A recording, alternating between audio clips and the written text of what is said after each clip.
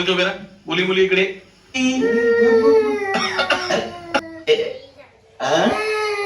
तुमचा रघु रडायचा तर थांबणार.